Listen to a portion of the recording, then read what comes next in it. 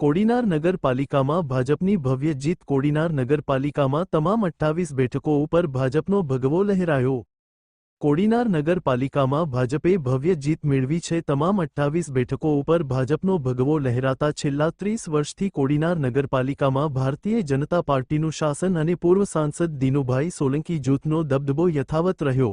ચૂંટણી પૂર્વે જ 4 બેઠક બિનહરીફ ભાજપને મળી હતી, જ્યારે આજે બાકીની 24 બેઠકો ઉપર ભાજપે ભવ્ય વિજય મેળવ્યો। અનેક કાવાદાવા તેમજ એડીચોટીનું જોર લગાવવા છતાં કોંગ્રેસ ખાતું ખોલાવવામાં પણ નિષ્ફળ રહી હતી।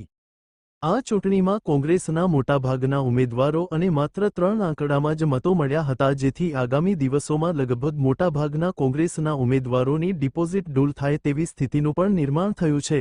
રિપોર્ટર ભરતસિંહ જાદવ, ગીર સોમનાથ।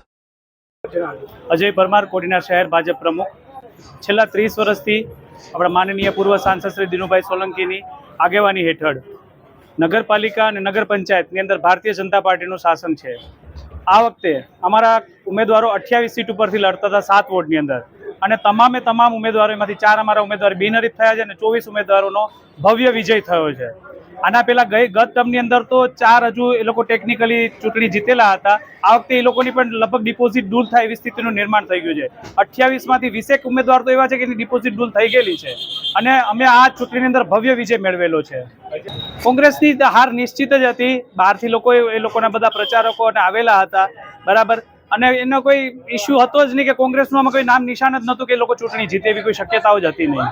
કોંગ્રેસ એની પ્રકૃતિ મુજબ કાર્ય કરતી હોય છે, પણ કોડીનારની જનતાએ વિકાસની રાજનીતિ અપનાવેલી છે, અને કોડીનારના સુદૃઢ વિકાસને વધુ સુદૃઢ બને એના માટેની તકેદારી લઈ અને પોતાના મત આપેલા છે।